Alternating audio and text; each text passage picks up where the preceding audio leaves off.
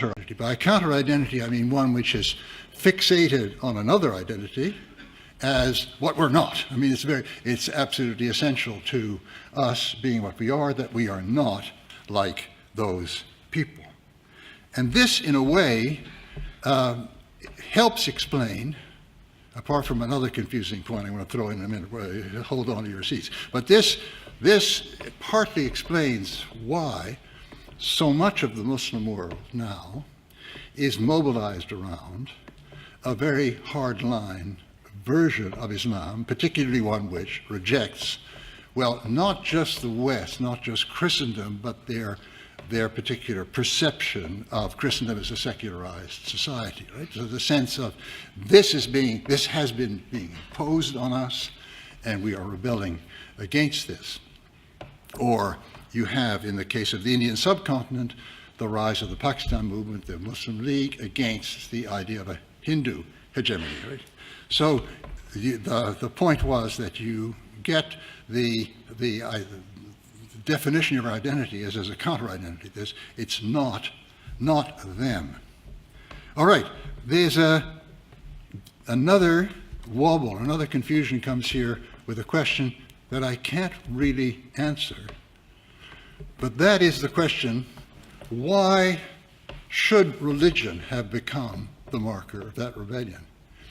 And the answer is that it didn't always, but it's become much more so. I'm throwing this out as a problem I haven't really solved, but look at the Arab world. Now, the Arab world is now a scene of a great deal, many movements, including the Muslim Brotherhood and others, which are very much defined against the West, defined against Western so-called secularism. But it wasn't always so, because in the aftermath of the Second World War, the major running in Arab nationalism was created by, on one hand, Nasser, on the other hand, the Ba'ath parties. Right? The Ba'ath parties were deliberately non-sectarian. As a matter of fact, the Ba'ath, the whole invention of that party, was by Christian Arabs who wanted to make the center of gravity of the Arab revolt be non-religious, but cover, as it were, its center of gravity was the Arab language. Now, you might say that this has been succeeded by obviously very hot, if you like, mobilization of a form of Islam that claims to be very, very devoted. And you might just simply explain this by saying that the first attempt to have an anti-imperialist Arab identity fell so flat, was so badly worked out, resulted in such terrible dictatorships, both in Egypt on one hand under Nasser, and in Syria and Iraq under the Ba'ath parties, that it collapsed of its own accord. Okay, that could be so, but I'm asking the question, is that really so? Another example of this kind of evolution is if we look at the Indian subcontinent. Now, definitely there was an organization around Islamic identity, the Islamicate by Jinnah and others, in order to produce grounds for what eventually became the secession, I mean the split of Indian subcontinent between India and Pakistan. But is it an accident that as we move forward in Pakistani history, particularly Western Pakistani history, because the East breaking away made a very big importance here, we move away from that kind of mobilization around, you might say, the Islamicate, that is, around the traditional Islamic-inspired culture which you found with the Mughals and others, to a very narrow and narrowly defined and very strongly hostile, very supposedly devoted Islam, right? I mean, the paradox is in the fact that Jinnah, not really a practicing Muslim, drinking whiskey on Malabar Hill, not very pious. More than that, Jinnah belonged to an extreme Shia sect, right, of the kind that is under threat of their life today in Pakistan, and yet he's such an icon that his face still appears. But if Jinnah were to come back today and try to be an ordinary citizen of Pakistan, he might not survive very long. So what is it that produced this slide? Huh? Is it written in the stars, or is it something that needs another kind of explanation? I leave that partly unresolved in order to jump into the main part of what I want to talk about, which is the dynamic that gets set up once this kind of identity becomes the major identity which we're mobilizing around, which we need both to liberate ourselves from the imperialists, so-called, and also to build a new state. And there you get into a kind of dialectic which is very hard to get out of. That what becomes really important in your identity is A, what differentiates you from the others, and B, what will allow you to build against, as a resistance against them. So features of the Islamic identity, which would otherwise not necessarily be very important, become terribly important, and features of it which have been historically very important get pushed into the sidelines, get crushed, and even very often persecuted. Right? So here is where the temptation to go for a primordialist move is very, very strong, because that seems to represent the authentic identity that you're defending against the modern world, which has been dominated by these others, Christendom or secularized Christendom, however you want to define it. These are the others that we have to assert our identity against. And where we find the maximum, as it were, fighting spirit, and in a sense the maximum line of difference, of opposition, is when we take up a very hard line, and rather narrow conception of Islamic orthodoxy. So you get a definition of Islam very powerfully built around the Sharia, very often very traditionally described, at the expense of what? Well, at the expense of a whole set of practices that you see in the Islamic world, which are concerned with development of various kinds of piety, Sufi piety, the piety of certain kinds of practices, the piety organized around certain great saint figures around which people developed piety, a connection to their tombs. This whole range of practices, which were largely concerned in many cases with development of a personal relation, of a deeper relationship to God and to the Quran and to the recital of the Quran. So the range of Sufi movements, the Mehlevi in Turkey and a range of others, these aspects were considered more and more either irrelevant or weakening us in our clear difference from the world outside that we're fighting against, right? So we have to marginalize them. And this marginalization can end up taking the form in Pakistan today of actual persecution, and actually, shooting people in mosques. Very recently in Sindh, a couple of weeks ago, a Sufi mosque was badly attacked and many, many people died. They're very often Shias who are similarly treated and so on. So we have here something to do with the dynamic of this kind of mobilization and the needs that it has to fill. It has to fill the needs of uniting us in opposition and helping us to build our alternative culture or alternative difference. And so it's if you like, a fighting creed. And of course, that very often turns into violence, that very often breeds violence. It's not very far away from saying the real opposition, the real fight would be one that would actually be violent. Violence against people who don't conform within our society, and violence against the enemy, right? So there is a tremendous narrowing of what was considered the whole band of Islamic practices in the past, some of them very, very, very, very rich, which get progressively, as it were, disqualified, discredited, and so on. So you see in Pakistan Pakistan is the site of a great number of these Sufi traditions. Indeed, the Indian subcontinent as a whole was the site of these traditions, some of which, the Chishti, for instance, were very much crossover. That is, they had Hindus that would come and also pay respect to the shrine and so on. They very much were, if you like, factors of unification in the society because people worship beside each other. And that kind of symbiosis, that kind of conviviality has been eaten into and marginalized, right? Or you can see how this kind of adversarial relation begins to alter also the set of practices that are considered central. Because what the others want to change in us, we have to keep, or what the others are encouraging in us, we have to discourage. So let's look at the importance laid on women's dress, for instance. I'm following the very interesting work of Nilüfer Göre, a great Turkish sociologist who studied this.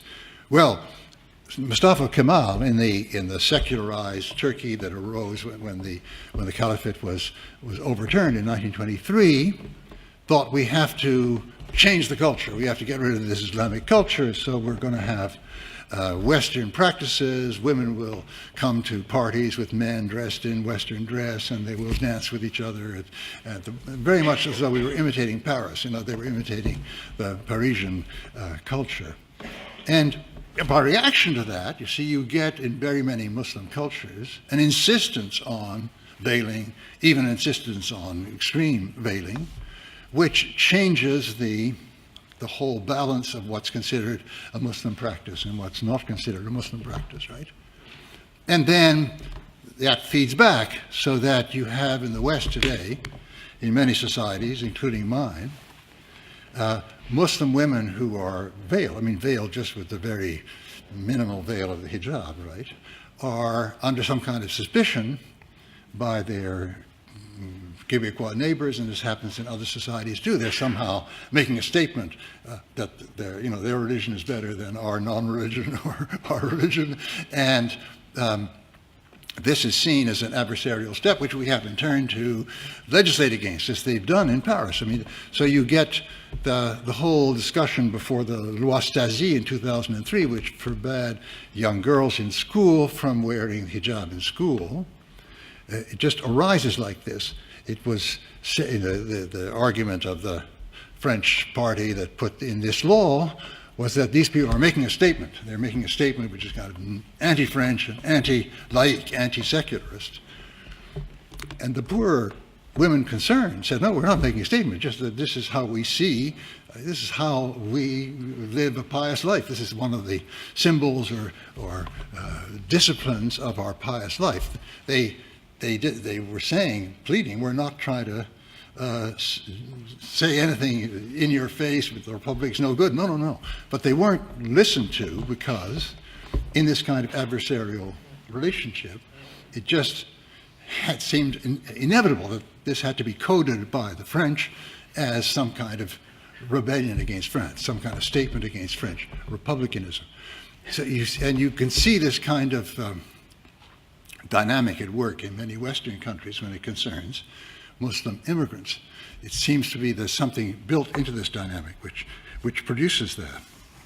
So at another level, because these identities become counter-identities, that is because part of their essence is to be not the other, you get acts which provoke mutually. So the publishing of the Islamic, of the Satanic verses by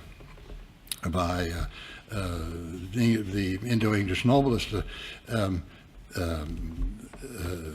Salman Rushdie, produces the fatwa made by the Ayatollah Khomeini, right, which the author of this should be killed, and that in turn produces counter reactions. It produces the Danish cartoons, which then produce riots.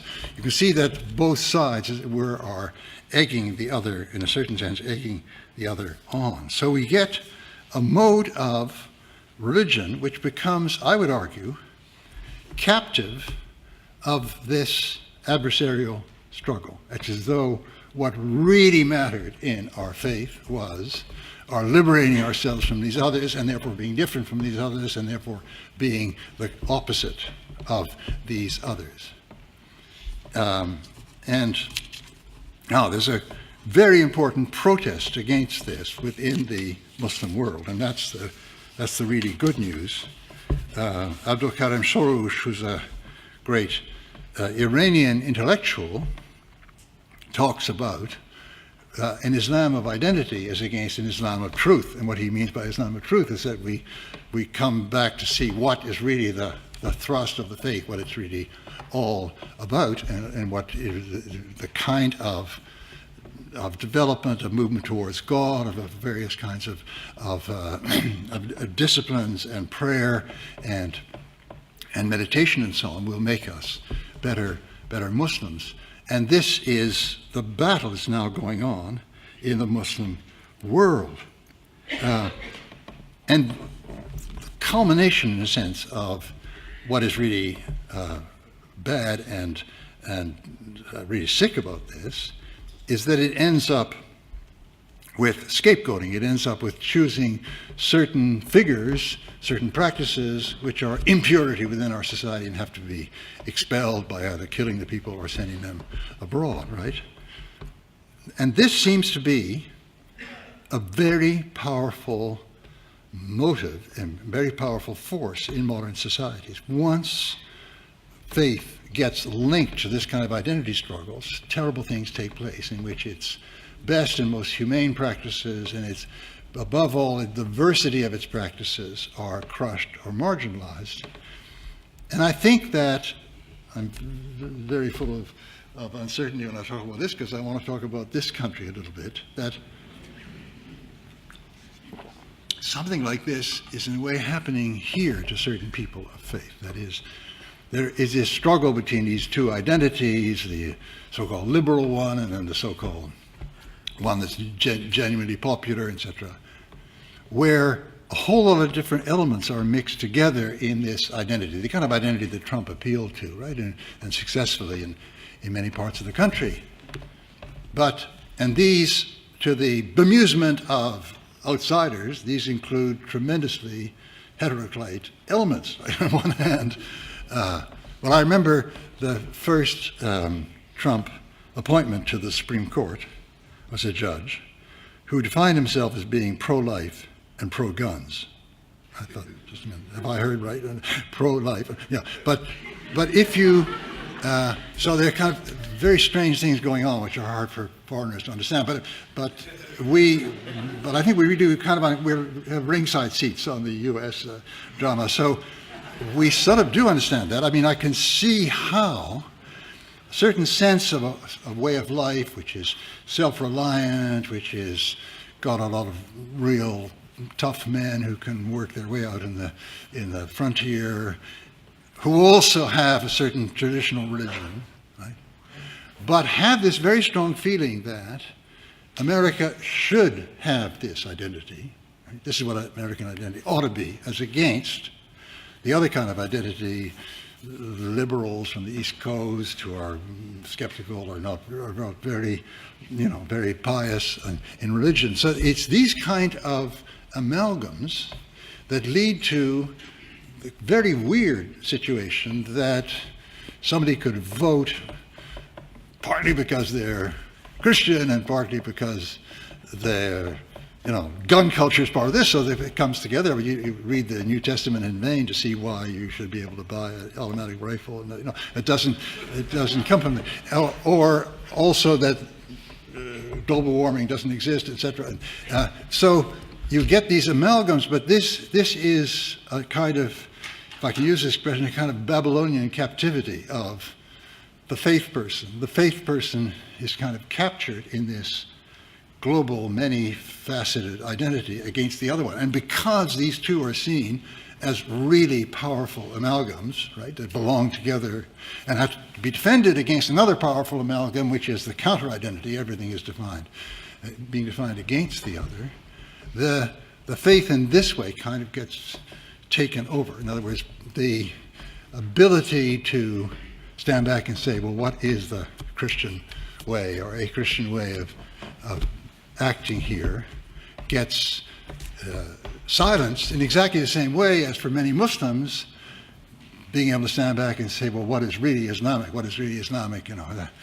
Every surah of the Quran but one starts in the name of God, the Ar-Rahman Ar-Rahim, the merciful, the compassionate. But you wouldn't believe that to see how some of these people are actually acting out their Muslim faith. So what I'm saying is that this modern phenomenon of mobilization around religious markers is both, in a way, profoundly understandable, granted the needs that mobilization against foreign domination, and many of these countries are getting themselves out of foreign domination. Given the needs of that domination, it's very understandable that they're looking for a powerful mobilizing identity to do this. It's also comprehensible, though not entirely, because I don't really have the answer why various attempts to do this with non-religious markers like Arab language and so on have, or Islamic culture in the first case in the beginning of Pakistan, why these have failed, though it may have part of the explanation in the dynamic I'm talking about. The adoption of these mobilizing markers has done terrible things to the faiths that are concerned here. They're kind of captured in another, in the end, alien to them, because they're, both Christian faith and Muslim faith are profound messages of peace, I believe. And so, in a sense, they've been captured against their grain, but this is extremely powerful, and fighting free of it is the only hope. And we're in the following situation, that in a certain sense we need each other, that there is this battle in the Islamic world not to go that way. I mean, a very good friend of mine is a Sufi, imam in Senegal, and Senegal was offered by the Saudis a lot of money to set up madrasas in Senegal, and they said, no thanks, you're going to teach our kids to, because the entire Muslim population of Senegal is made up of 4 Sufi tariqat, 4 Sufi brotherhoods, right? So they could see that this would wipe out their sense of what the faith is. So there is this resistance, and in Indonesia now there's a really powerful battle going on between more traditional forms of Indonesian Islam, which are very much more open, and these narrow, focused on the Sharia, focused on the battle against the West. So we need to ally with each other. I mean, we have to ally with people like my friend in Senegal to create another focus, another model of Christian-Muslim coexistence. And we need to do that, of course, within our own societies, fighting against our Islamophobes who are trying to reproduce. You can see what happens within our countries is then influencing the battle internationally and stoking up. To the extent that we discriminate against Muslims, we're stoking up those hostile political identities, right? So there's this kind of massive world battle in which we and certain Muslims are trying to convince, trying to change the minds of other Christians and other Muslims in each case.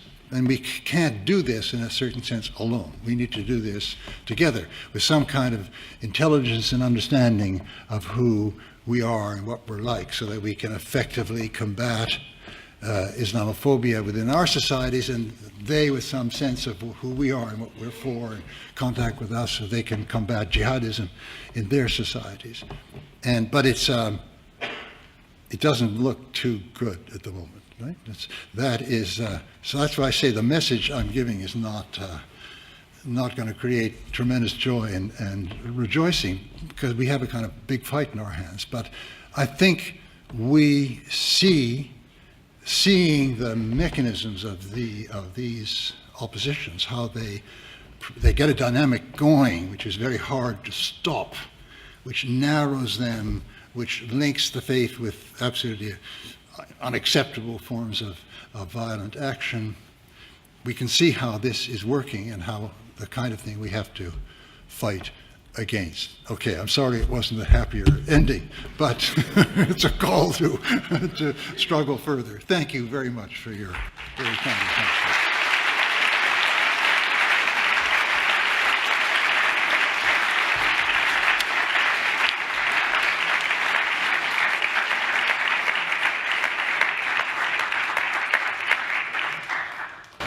We have a couple minutes for just a few questions.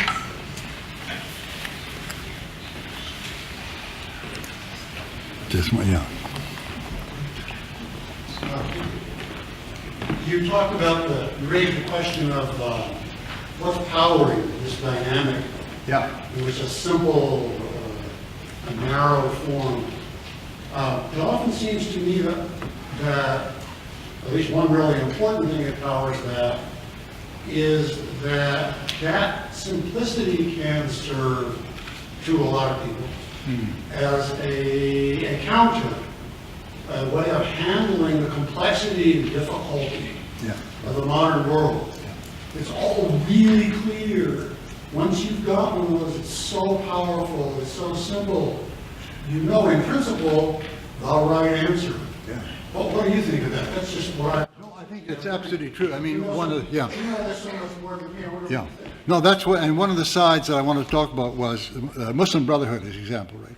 Their idea was, well, the modern world is stuck. They don't know whether it's going to be liberal or socialist or communist and so on. We have the formula. The formula is an Islamic society, which is, ridiculous because it's no more a clear formula than the Christian is. I mean, you have to work it out by a lot of other details that are based on what's actually on the ground. But definitely, that is the part of the appeal of that. We're in building our society, we're not sure whether we should be socialist or not, or neoliberal or what have you. Oh, fine, we have the solution. So you're right. That's a very, very powerful illusion. I mean, because it doesn't have that formula. I mean, it's the same kind of illusion as Trump has. That he has an answer to these problems, and he doesn't. And that's part of. But you're absolutely right. That's part of the mix. Part of what is powering that. Thank you, Dr. Taylor, for your remarks. As expected, they were fascinating, interesting, intriguing. I don't know exactly how Islamic countries would think about an issue of identity, but being a professor in college, I'm pretty familiar how evangelicals think about issues of identity. And I've been thinking about this question of how the use of identity as a religious category works against some of the things that you're promoting in terms of being able to pursue sort of a public piety or a sort of a piety that does in fact have a political engagement, because it strikes me that the very notion of identity seeks stability, and it seeks a kind of fixed point that then works against some of the very things that we as Christians seek in terms of growth and relationship with God and openness to the divine and things that should be part of how we're making ethical decisions and being in the world. And I'm wondering if there's a similar problem, or first of all, if there's even a word or what the concept is that's used in Islamic conversations. Is it identity? Is it something like that sort of social scientific concept that people are using? Or what they're using is it analogous? And do you think that even talking about saying, having identity in Christ could be problematic for some of the very things that you're trying to... No, I mean, the concept that isn't used by these Muslim mobilizers of this kind, because they simply say the faith. But they ally the Muslim faith entirely with that conversion. Right? So they're not, they're not even thinking of whether there's a problem using this as an identity marker to mobilize for political purposes.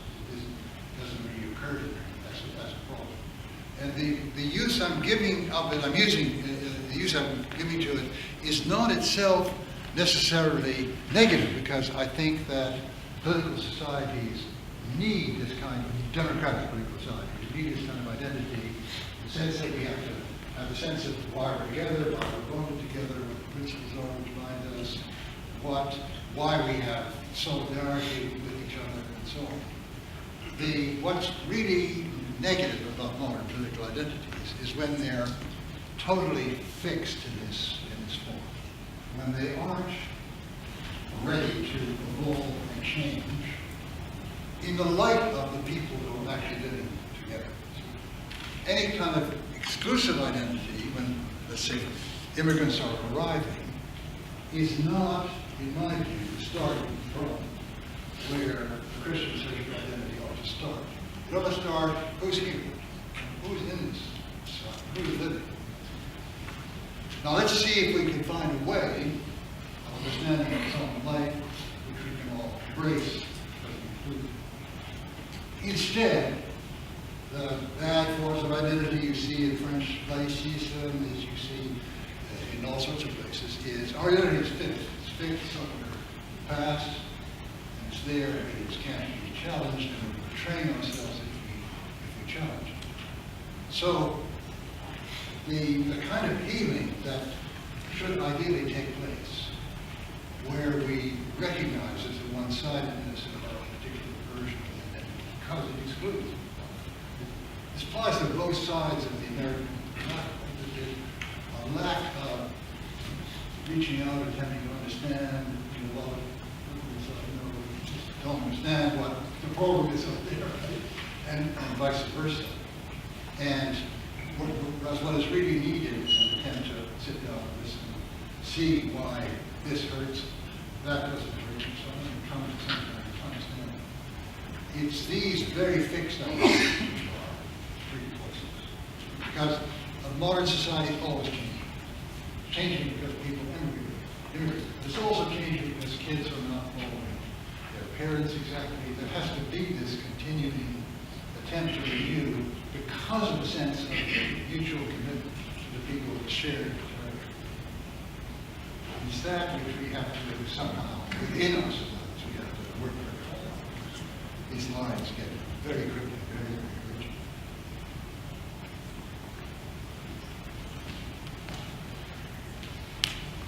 Dr. Taylor, during your speech, I was reminded of some of the discussion that David Hollinger has given about the revival of kind of racial identities and ethnic identities in the United States. And he and others document the shift from sort of post-civil rights era, a universal notion of human nature, to people, in a sense, wanting to discover the particularity of their identity, ethnic homeland cultures, ancestry.com, and all that stuff. And one of the things Hollinger talks about is that the sort of universalism of the late 20th century in many ways turned out to be another version of kind of imperialism, is that universal human nature wasn't truly universal to this particular. So if we can solve the problem by making bonds across various religious groups, how do we keep that kind of universal humanity from becoming another version of we're all the same in this way that is really saying it's a particular way that's universal? How do we avoid that? Because I think there's another model for what it is to come to an understanding that includes us all. And that's not, I mean, there's, in terms of political theory, there's the Rousseau model and there's the Humboldt model. I mean, the Rousseau idea is that we derive a general will which all of us inhabits, all of us is uniform throughout all of us.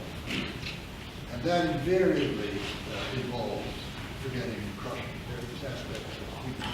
The Humboldt model, which I read favorite, is the model of, and which I think is deeply inspired by Christian thought.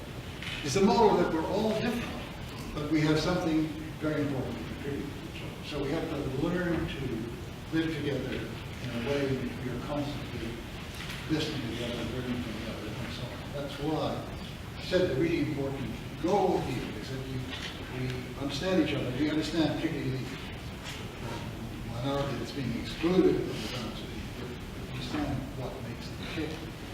Exchange with them, we can become friends on the basis of mutual understanding. It's not so much. Universalism is very good as a legal principle which kind of gives a limit that the courts can intervene, stop discrimination.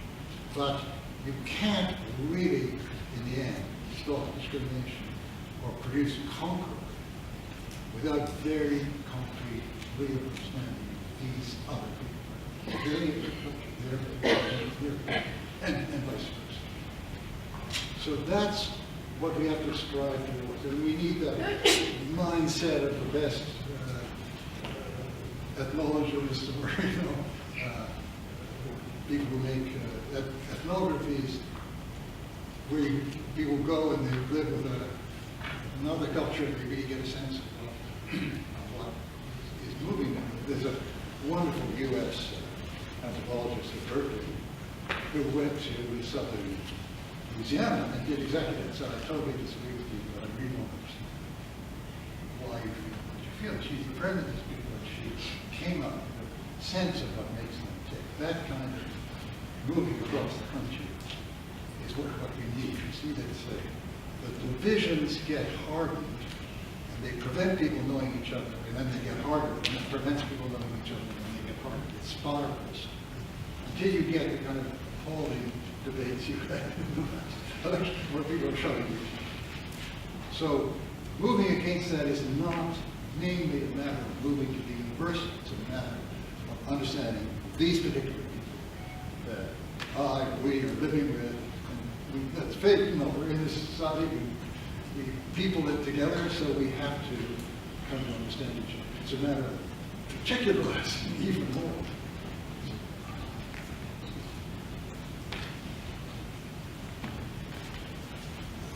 Hi, Dr. Taylor. If I understood you right, you advocated for a type of theological reflection, a step back that would prevent this unhappy marriage between religion and mobilization. What exactly are the characteristics of this reflection? Well, we have to ask ourselves, as a Christian, or in their case as Muslims, is this really what we think is what our faith calls for? And that we go to battle against these people, that we immediately try to shut them down. Is this? And I think, we call it examen de conscience in French. Examine one's conscience. What am I doing? Is this really what reflects my Christian faith? You need that kind of standing back from, regardless of the mobilizing power of these identities which want us to, in a knee-jerk way, follow these other. It's that kind of distance. That's why I say it's a kind of Babylonian captivity, as it were. This kind of political mobilization is a kind of captivity of the faith person, the person of faith, into an alien environment where you end up doing things that you're horrified at when you really think of it in terms of the gospel.